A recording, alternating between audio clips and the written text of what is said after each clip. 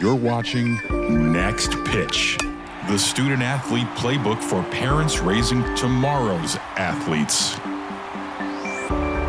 Hi, welcome in. Anthony Leverett's here, host of the Next Pitch podcast. And normally I say on behalf of my Emmy Award-winning producer, Jason Cardona, we present something, but today we are presenting our Emmy Award-winning producer, Jason Cardona. Jason, thank you so much for coming on, man. Welcome back. I know you just got back from doing the Olympics, and what an amazing experience, but super excited to kind of break it all down. Thank you for having the idea, and so glad to be back and can't wait to talk. As you know, I love the Olympics as a little kid. Just hearing the first couple of beats of that Olympic theme, I loved it. I don't think I've ever missed winter or summer games from the time I was really, really small. So yeah, excited to tell you the behind the scenes magic of how NBC puts on the Olympics. So you just brought something up. You've done both the summer games and the winter games. Do you like one more than the other, or do you just love the spirit of all of it? I'd say I love the spirit of all of it, and I thought for sure it was the summer. I grew up as a competitive swimmer in the summer times in my neighborhood, and Mark Spitz was the guy, and just loved the swimming aspect of it. But having said that, watching the winter was absolutely awesome. Just the setting, Milan Cortina, the snow coming down. I don't know if you saw any of the ski jumping that was Oh, yeah. actually halted for a little while, but just the heavy flakes coming down and during snowboarding. And just ice skate, it just doesn't get any prettier than that. So I really appreciate both a lot. So you just mentioned Italy. Mhm.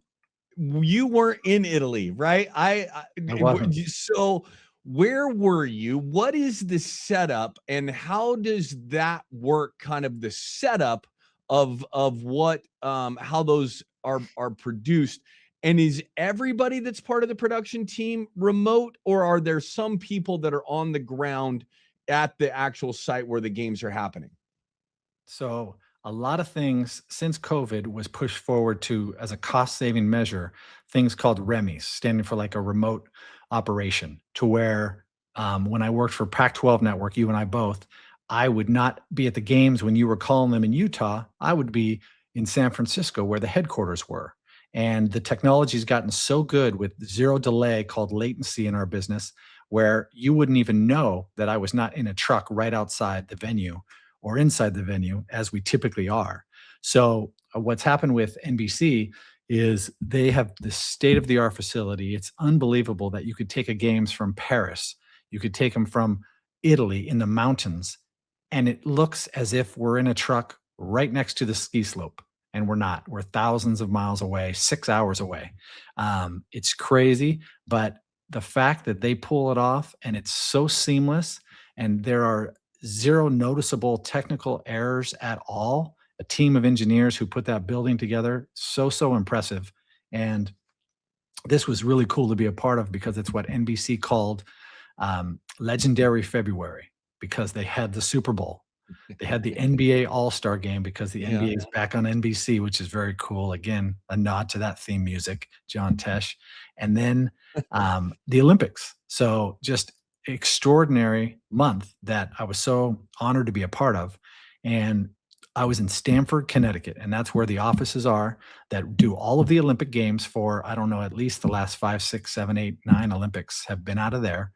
They have Golf Channel there, which is cool. As a golf nerd, I loved walking around and seeing some of the announcers.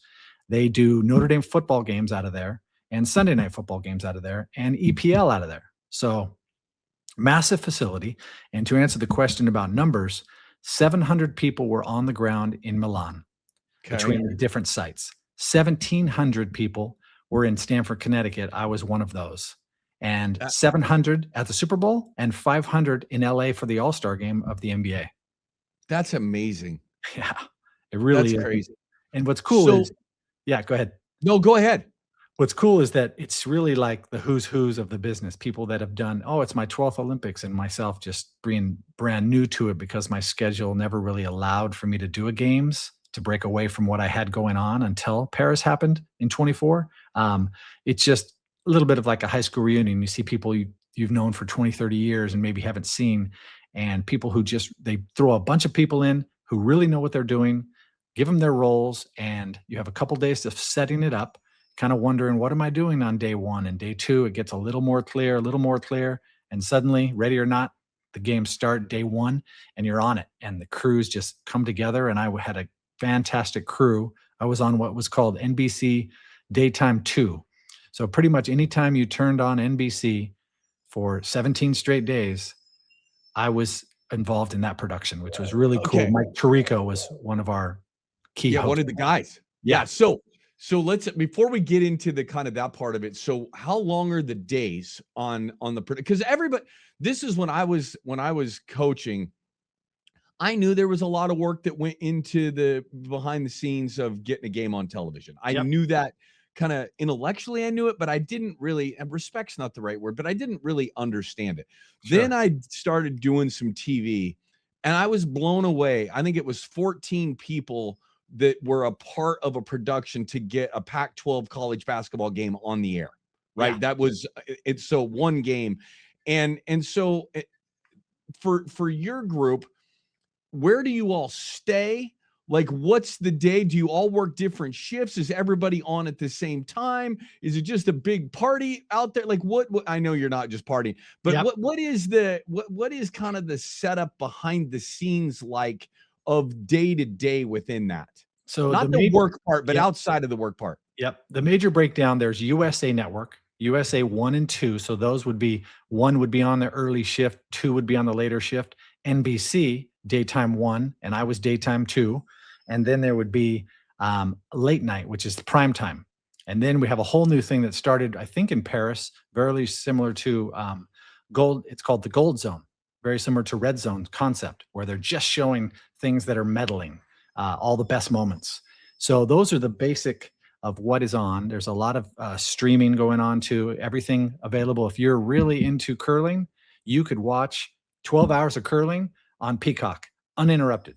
I've been to live curling, by the way, in Winnipeg, just so it's long story, but I've actually watched live curling. I love it. You're one of the few, and I respect it. And speaking of the curling, the U.S. team, the two Corys, their first names, out of Minnesota, won the mixed gold, which was so fun to be a part of. And then we were kind of in the mix a little bit. We got 4th place in the women's side, and the men didn't qualify for medal round, but that curling was really cool. But so that's the basic breakdown. But to answer the question about hospitality, where we're staying, we take about 7 or 8 hotels across Stamford, Connecticut. Really nice town. I'd never been. And shuttles are there every half hour, taking you to and fro at all hours of the night. They run 24/7 because what happens is there's all of these different compartments, departments rather. And so people will come in, and let's say at 3 a.m. New York time, curling starts or alpine skiing starts. Somebody's in there and they're an AD and they're keeping track of all the times and all the segments. What's an AD? An associate director. Okay, associate director. Okay. So what would happen was, for our show, our producers would say, we want 7 segments of bobsled, and they need to total 50 minutes total. So someone would be watching the live, and they would write down the segments. And what they do, the announcers would lay out every once in a while, pause, so we could get a commercial in, even in action. So sometimes we're live on the air and we're realizing, oh, we got to trim 2 minutes. What's the alt out on the next segment? We're simultaneously rolling the segment live that you're seeing while looking at the out of the next segment on another machine, going, oh, cool, we can trim 2 minutes. We got a nice clean spot. We tell them, they put it in this amazing computer that's called the Ore Timer, this program that everyone looks at. It's like the Bible, and all these very talented folks are punching in numbers, and it's doing all the math for us, getting us exactly on time. So our shift, we would be on about 2 o'clock Monday through Friday and done by 5, but we had several hours of prep. So most days were 8 to 9 hours Monday through Friday, but a couple of times on the weekends, we would do the entire day, meaning a 12, 13-hour day was pretty common on a weekend. So what was your, I mean, you've done all sorts of jobs across the spectrum in the production of sports, right? Yep. What was your job title for this role? Associate producer in the tape room. So basically there are 3 operators that roll back any number of elements and record elements. And I'm right there to make sure that all the feeds are getting recorded, and most importantly, taking notes for highlights and writing what's called a shot sheet. So an announcer like yourself would get something that says goal by Hughes, save by Hellebuck, a shot by shot list, to where if they've never seen these highlights, they could look at this list and feel really good about the fact that they're going to have the right information. Very similar if you watch Sports Center and they're calling all these things, they're not looking at all those highlights every time. Someone behind the scenes is writing this shot sheet for them. And so most of the time on the other end of that with you was Tarico, right? Yes, we had Tarico. Catherine Tappan would take care of some of the daytime. She's like an EPL host, does a lot of stuff. And then, sorry, not Catherine. I'm drawing a blank on her name, but I'll remember it. She was the actually on-site reporter that did interviews for all the hockey games. That's why she came to mind. But Tarico would take over in the middle of our show and take it to the end. Then he would take a little break and he would do the nighttime shows. And yeah, that guy, I cannot speak highly enough of him, because what was cool is in my ear, I can hear the announcers all the time, even when they're not on camera. Right. And he, for 17 days, was the biggest gentleman I've ever heard. A lot of NBC execs and people on site bringing people in to check out the set, say hi to him. Of course. Could Yes. not have been nicer. He's more interested in them than they were in him. Hey, where are you from? Oh, and he'd have a story. Oh, yeah, I've been to that college and I've been to that little bar down there, down the street. And could not have been nicer. Everything we gave him, he rolled with it, said, okay. And what was really impressive, just his knowledge of everything going on in the past games, but the current games. So he would know, like, oh, I just heard at Nordic combined, somebody just went 5 for 5 on the targets and they just passed the leader and now they took the lead. Could we get a highlight? And things like that. And there's a research department, which is really cool. A lot of very talented folks at NBC have started as the researchers and or the writers. So they're next to him doing research. So I might write a shot sheet and they'll put another layer on it. So I'll say, Drew Doughty with a great defensive play, and they'll say, 2-time Stanley Cup winner with the LA Kings, Drew Doughty. So he'll seamlessly throw that in. A lot of it he already knew, but these guys and gals are there to support that and really enhance it. It's crazy the amount of production it takes just to get that to the TV screen. It Absolutely. is remarkable what happens behind the scenes. Exactly. Like I'll tell people on a typical day doing a basketball game with you, you show up 2 hours before a game. You might go to a shoot around the day before or in the morning, but you'll typically show up 2 hours before a game. You'll do a game. So your day is 5 hours ish. Yeah. Well, I would have shown up 4, 5, 6 hours before you, getting all of the elements, graphics, and video ready for you. And then we rehearse and then we show you the elements, and then you've worked a 6-hour day and suddenly you have to do the game. That's when you have to be at your peak. And doing a game of football, there's no clock. I mean, there's a clock, but it's 4 hours, 4.5 hours sometimes. Baseball can be really long. So these hours, we were all used to it. We all had no lives outside of working. So we just wanted to keep working and working. And what's cool is event after event, it changed, right? So many different, I think there were 16 different sports, which is way fewer than the summer, but it still felt like a lot. And so you were always looking forward to something else. And what was fun about NBC daytime, we could kind of pick and choose whatever the hottest event was. And for us, even if it was taped, probably the first time the viewer was ever seeing that, unless they were really into the games and looking online at the results. So Lindsey Vohn's crash, Michaela winning her gold at the end of the games, the hockey games, we were on all of those live, which was really, really fun. So Tarico pulled off one of the biggest daily doubles that you could ever do, right? With your background in Jeopardy. Have you ever seen a bigger daily double than doing the Super Bowl and the Olympics? So I'm watching the Super Bowl. Yeah. And then all of a sudden, he's still on the TV, straight over. Yep. Was that actually done that way, or was that recorded? Were there some recordings that were part of that, or was he live that whole time, just flipped from calling the Super Bowl to straight into the Olympics as it was on my television? He was live. That's what you saw. That's crazy. Literally did the biggest event ever on the planet, the Super Bowl, and went right into the next biggest ever on the planet, the Olympics. He did an hour-long show that you saw from Santa Clara, then hopped on a plane, and a day and a half later landed in Milan and went straight to the studio and was working. That's so cool. Extraordinary, extraordinary. Yeah, his That's pretty because, you know, remarkable. as a kid for me, it was Bob Costas. He was the guy. Yeah, And yeah, Tirico, they pulled him from ESPN, where he was one of the best at SportsCenter, yeah, and this is why. He wanted yeah, opportunities like this, and he yeah. got this opportunity, and he absolutely nailed it.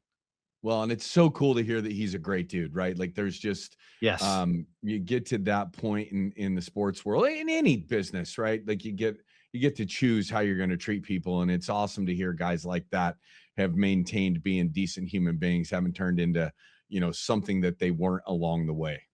absolutely, and that's the Yeah. thing is NBC across the board, really good people that treat their people really well, so it's no surprise that games after games after games, you see the same faces because people Yeah. wanna It's be cool. treated well and wanna be a part of the biggest events.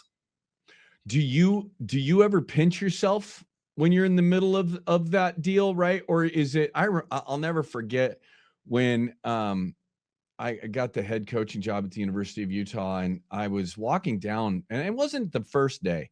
It was like, I don't know, a month into it, maybe. I don't remember the exact time. And I'm walking down the Huntsman Center stairs, this 15,800 seat arena. Yeah, And there's some people down there that I'm going to be coaching that day, and my staff and all that. And I look down there and I'm like, this is my gym. Like this is where I get to hang out. And I remember just like this moment from Bandon, Oregon. Grew up yeah, small college athletics, right? Like I never had any thought. I mean, I wanted to do something like that, but really literally having to pinch myself that I was doing. Do you ever just wake up in the middle of a day like that and you're like, I'm doing the freaking Olympics. I'm putting stuff on paper that Mike Tirico is yeah. speaking into existence Yes, from absolutely, and Connecticut. What is that like? it's unbelievable because that point you made where I wrote a shot sheet for a hockey game, and then he said it, word for word, some of the things that I wrote was like, "Whoa, this is really cool." So many times you're in the grind, you're just working, Yeah. but moments like that hit you, and then the other thing that's cool is the moments that just take people's breath away, whether it's because of Mm, excellence or a horrible performance or a crash. Lindsey Vonn, everyone's so excited for this. She had the crash just before the Olympics with the ACL. Most humans on the planet would have been done. She actually tested it out and was still going to perform and probably would have been in contention. And it happened so quick, 13 seconds into that run. She's just a foot off of that line and her arm hooks that flag and throws her. And the silence at the bottom of the mountain that we were oh, I showing, bet. you couldn't hear a peep, nothing for a Yeah. long time. People, it didn't even seem like they were breathing. Yeah. And just that, it's the agony of defeat, the thrill of victory thing, right? Yeah. All of that is so incredible to be a part of. And so I absolutely do in those moments pinch myself. And as a huge hockey guy, what the women did over Canada, then the men over both of those were just unreal. Could not believe, cheering in my seat, high fiving people around me, like just awesome. Awesome to We're be a gonna get part of to that. some of the good stories here in a second, and Yeah, not that Lindsey Vonn was a bad story. right. I think you I think it was a remarkable story in of what the Olympics is about, right? Like Agreed. I'm 41 years old. I've figured out how to get myself back. I'm one of the greatest athletes that's ever walked the planet to do what I'm doing. And no matter what, I'm gonna get up on that hill and I'm gonna Mhm. go try to do this. And I thought the part that was the most remarkable to me was watching the shots beforehand of her stretching. Yeah. Did you were you up did you I see was a that? part of Like that. the We look on Yes. her face Yes. while she and it was only about a 20-second clip that NBC showed Yep. of her doing that pre-race stretching routine, Yep. and the amount of pain that if you've ever been an athlete or you've Right. ever coached athletes or been around it and you watched her face, you knew what was happening for her right there, and Yeah. overcoming that to go stand on that hill was freaking remarkable. Absolutely agree. And what's cool is on my side of the business, we have multiple camera angles. So you saw 20 seconds of it. I Yeah. probably saw 5 minutes of it. Yeah, I And bet. and for every athlete.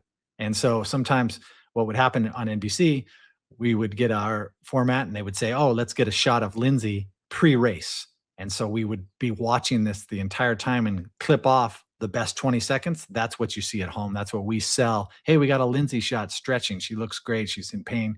And that's what you end up seeing, which is really cool because you'll see something that nobody else might have seen and you can pitch it and they'll love it and they'll air it. And nobody would have ever seen that unless you saw it and pitched it, which is really cool too. For all of you guys that were, watch the whole thing, right? We watch, over here, we watch what you show us. We watch what NBC decides to put on and they think we're going to watch. So we all watch the hockey. We're going to talk about the hockey, but what was kind of the event doing the Olympics, the Winter Olympics for the first time? Yeah. What was the event or something that happened there that maybe went under the radar or maybe we all heard about it, but it was for you, it was like, oh my God, I had no idea that something like this would be a part of the Winter Olympics. Well, did you hear about the Norway skier? So Johannes Klæbo. Okay, if you tell me the story, maybe. He won 6 gold medals in these games. 6 for 6. Oh, yeah. It's never happened. So he's a Norwegian skier and Nordic cross-country skier. And so there is a shot of him where the field is kind of close at the base of a hill. They get to the hill and they take an amazing side angle camera that follows him up this hill. He's running, Anthony, 10 miles per hour on these skis.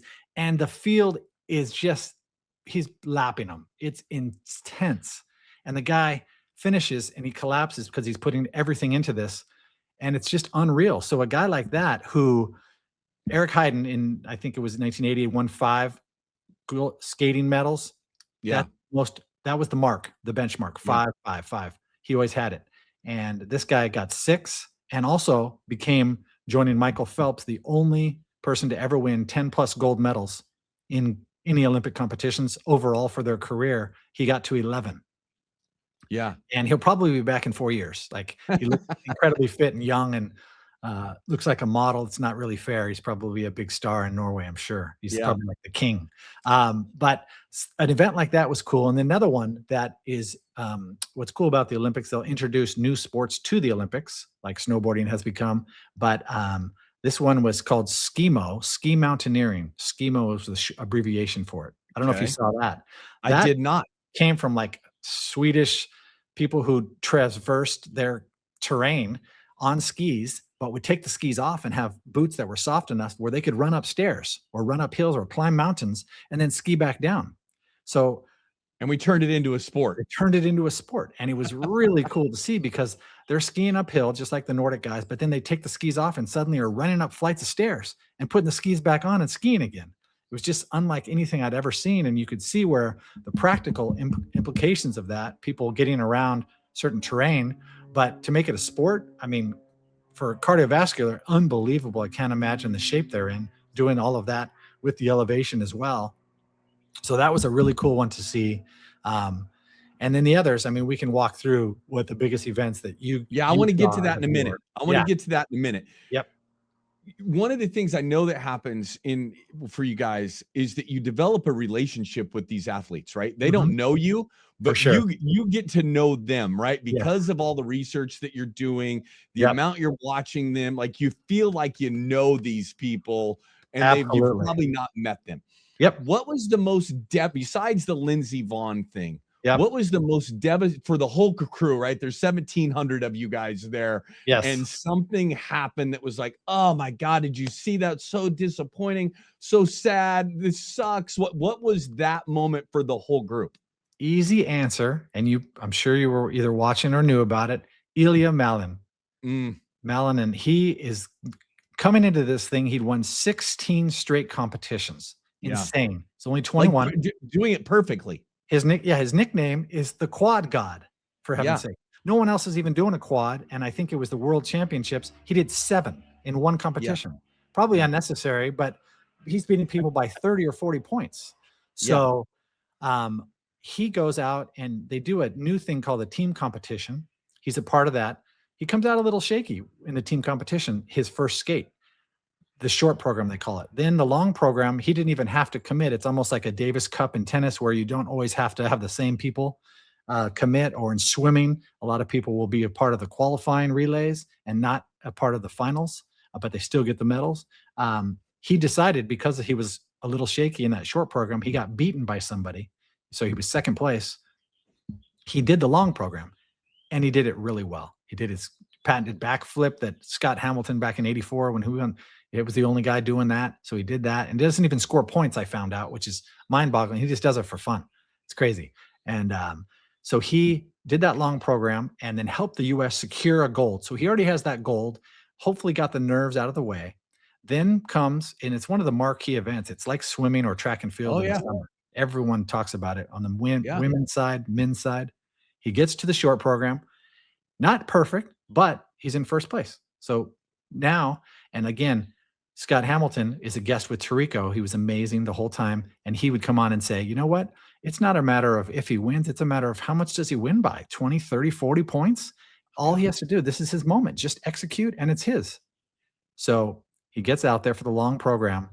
And very early on in that program, he pulls out of what was supposed to be maybe even a triple, and he does a double. And it was like, uh-oh. And you could hear Johnny and Tara, the analysts, along with Terry Gannon, the announcers, Yeah. just kind of gasping and going, oh no, well, with that mistake, if he can get it back, he's probably still fine. They kept almost reassuring themselves, he's probably still fine. And again, one of the magic opportunities for me, I heard Tirico and Scott Hamilton in my ear while no one else could hear them. Oh And my God, that's awesome. Scott was just, oh my gosh, just he couldn't believe Blown what away. he was seeing. All of us were blown Yeah. away. We were in shock because it was very clearly mental. It was 100% mental. The guy physically is better than anybody ever. Mentally, the games got to him. And Andrea Kramer interviewed him afterwards, and he was incredibly gracious. But Yeah. he admitted to it even early on with the team competition, saying, I didn't think it would be this big. I didn't think I'd feel like this. There's one Olympics, and it's every 4 years. It's the reason people care. And in these Olympic sports, they don't care, oh, I'm a 14-time world champion or whatever you are, one-time world time. They care about, You got I'm an one Olympic chance. medalist. I'm an Yeah. Olympic medalist. Whatever the color is, you got a Yeah. medal.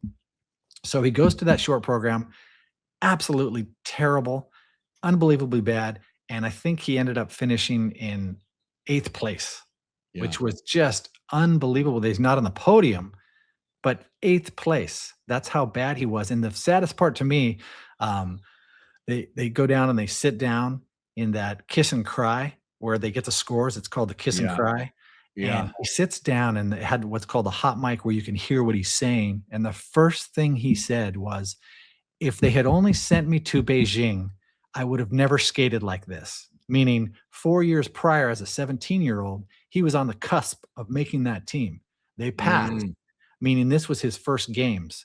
And the first thing that came to his mind was, oh my gosh, so it's so sad because mentally that was it, where you saw the complete opposite with the female side of Alyssa Liu, who Took went the out break. there and they asked her, and she said, I don't have nerves. I'm just having fun. Yeah. I'm just skating. Yeah. So yeah, to answer that question, Malanen was absolutely Devastating to everybody. everyone. And you're walking around afterwards. Oh my gosh, did you see him? Oh my gosh, did you? But he stuck around and he did the gala, they call it, where they skate for fun at the end. And he was in the stands cheering on other Just a people.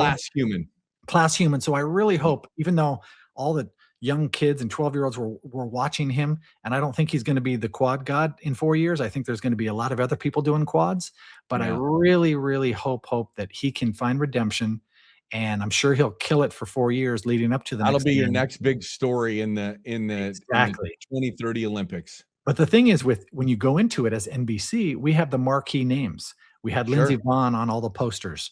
You had Jordan Stoltz, who's a speed skater that won 2 golds and a silver on all the posters, Michaela Schifrin.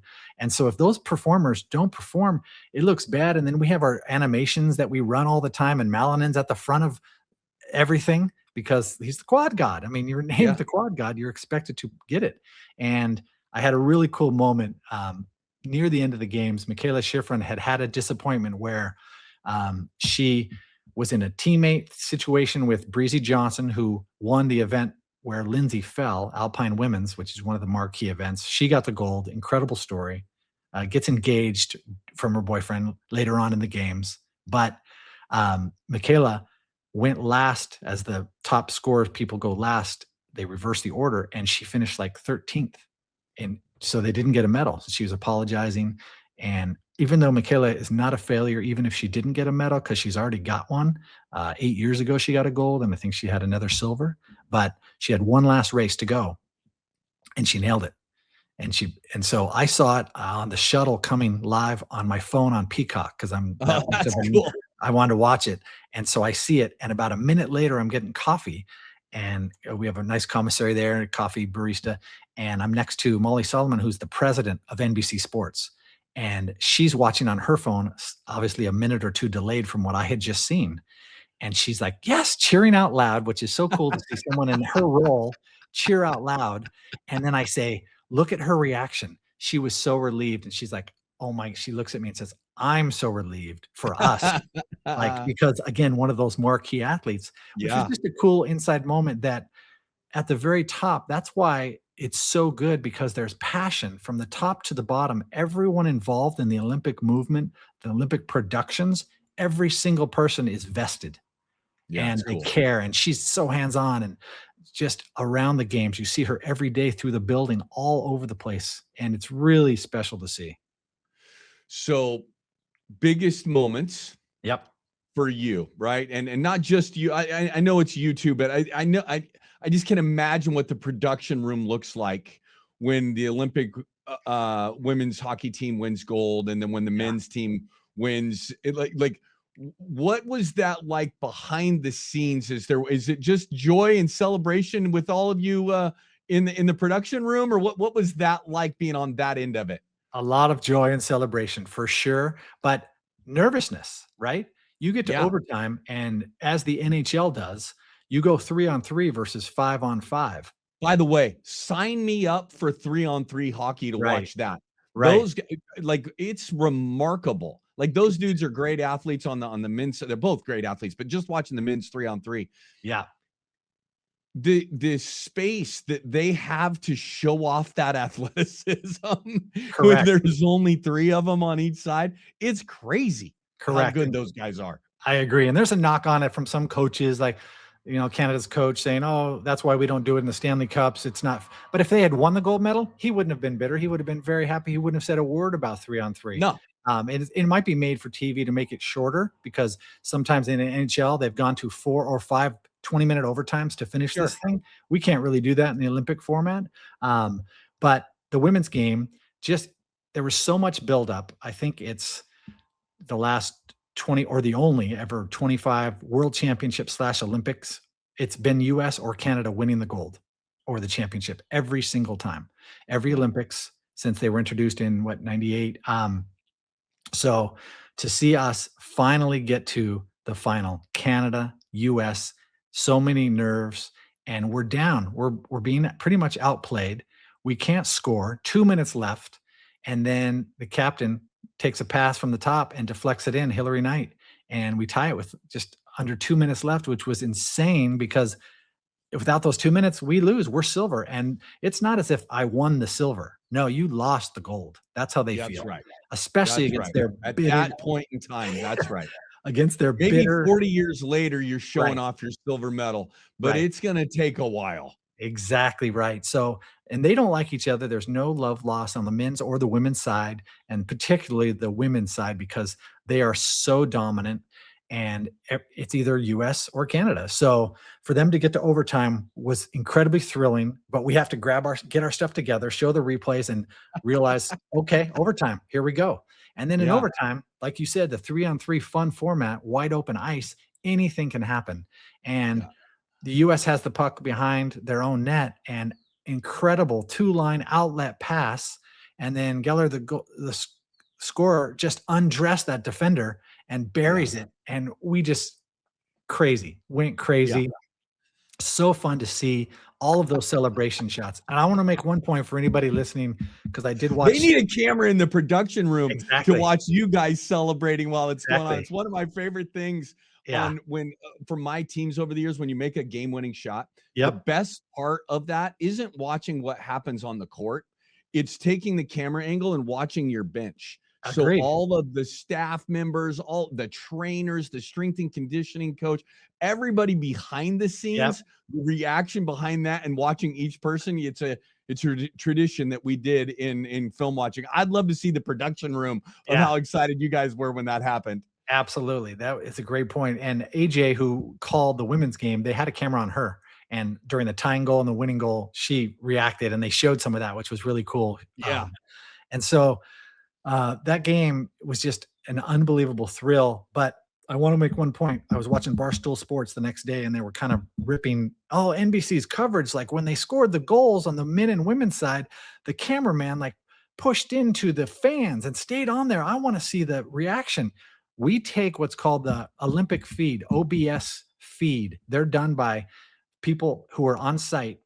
We take that. We don't have a choice. We might have You don't own the camera. We don't You're own the just camera. using the camera. Yeah, so that is not NBC. Believe me, anyone who's ever worked with NBC, Take that, would have- Barstool. exactly. They would have been on top of the goal scorer, the celebration that was crazy. But both men and women, you could tell because if you watch those, they're with the game camera. It's called the main camera. It goes to the goal scorer, and they both push right into the fans, and they stay on the Yeah. fan shot for a good 5 seconds, which felt like an Yeah. hour.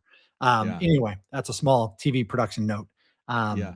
But that moment was unbelievable. So we're just thrilled, and now it's the nervousness of, to us, the marquee, the very last event of the entire Olympics. All that's left is closing ceremonies. The men get there. They had to get through a pretty tough field. The Canadian men barely get there. They lose their captain, Sidney Crosby, who's now out for 4 weeks or something with the Penguins. But they get there, and they took overtime with Finland to get there. And an unbelievable goal by Mitch Marner, plays for the Golden Knights in Vegas. And then it's just Canada's outplaying us. They're out shooting us. They're hustling. They seem to want it more. It's just all over us. But we have, fortunately, the best goalie in the entire world. He played his ass off. Which I read a quote somewhere afterwards, or somebody, a meme or something that said 70% of the earth is covered by water. The other 30% is covered by Connor Hellebuck. That's awesome. I had not seen that. That is awesome. I know. I want that t-shirt because that was just an unbelievable performance that he stopped Macklin Celebrini, who plays for the Sharks. He's 19 years old. He's an unbelievable star. I think he scored 5 goals in the tournament playing. He stopped Connor McDavid, who's arguably the best player on the entire planet, on a breakaway. And then McKinnon, who plays for the Colorado Avalanche, one of the best players on the planet, has a wide open net and somehow misses that wide open net. And then he's bitter afterwards, and he says, "Oh, it was pretty clear who the best team was." I'm like, there's a reason we have scoreboards in these sports. You have a silver medal and we have a gold medal. Exactly. Yeah. Don't be bitter, dude. So that moment was just unbelievable that we get it to the overtime. And then again, anything can happen. And well, that play in overtime is remarkable, man. The pass was remarkable. The pass. Like that to me, I mean, obviously the shot has to be made, but that skill of you, and that's where in that 3-on-3, you can just see that skill level in that space is remarkable. Exactly. And on the other side of the ice, I don't know if it was Werenski or Hughes, they were right there with McKinnon and Makar and McDavid. 3 of the best players on the planet were the Canadian line at the time. And if they had not gotten that puck and won it inside their blue line, it would have gone to Connor. He would have gone in alone. And I, probably won the whole thing. But it came back the other way. And Werenski in the corner made that unbelievable pass to Jack Hughes. And elation, just broken teeth. The images of that, hockey, like any other sport, you're out for a month. These guys, I've seen guys 30, 40 stitches in their face, and they go back in the game the same night. It's unbelievable, these guys. But what was cool, you see his interviews afterwards. USA, I'm such a proud American. Like they feel it, right? There's Stanley Cups, but then there's the Olympics. And these guys had seen the movie Miracle more than they watched in 80 because none of them were born, but we know the story. Micah Ruzioni was there. He was on with Tirico before doing an interview. Unbelievable. So everyone was just thrilled to see the stage was set and they delivered. It would have still been a good game if Canada had won, but the fact that we won it And that was the way the Olympics ended, was an unreal moment. And it was so cool to be a part of. Like I said, I'll tell people about TV trucks. The loudest cheer I've ever probably been a part of, outside of maybe that one, was working an Angel game, watching the Masters as Tiger Woods chips in. We had it in one monitor, and we weren't even watching the baseball game. We were watching the Masters, and that the whole truck just erupted. That's how same thing happened in Stamford, Connecticut. We erupted. Everyone, is so happy, screaming on, we call it PL, where we can talk to one another in our headsets, just screaming and yelling and pandemonium. But at the same time, you got a job to do. So the people pushing buttons and getting those replays ready and the graphics ready, we had to be on it, and performed very, very well at a very high level. And it was so cool to be a part of. Yeah, man. Well, I can't wait for the Summer Olympics here in a couple of years. It's going to be super fun, and we're going to do more of this. We both obviously you have much more of a background in the Olympic sports than I do, but I absolutely love them. Had an opportunity to attend them and watch one of my players and one of my assistant coaches compete in the 2012 Olympics. It was one of the greatest experiences of my life. And so just going to continue to talk about this and hopefully do a little bit more than just talk about the Olympics as we go. But this has been awesome to have you. You're always behind the scenes making these things work, and to get you on here and talk about it's pretty awesome. It's been a treat, a total pleasure for me, rehashing, and I still feel like I'm there. I have that coming all back to me, all these stories. So I love it. And thanks again for the idea and having me on, and hopefully people get some enjoyment out of this. Yeah, man, they will. I appreciate it. And until next time, for all of you out there, live that Olympic dream, man. Go live that dream. Talk to you soon. See ya.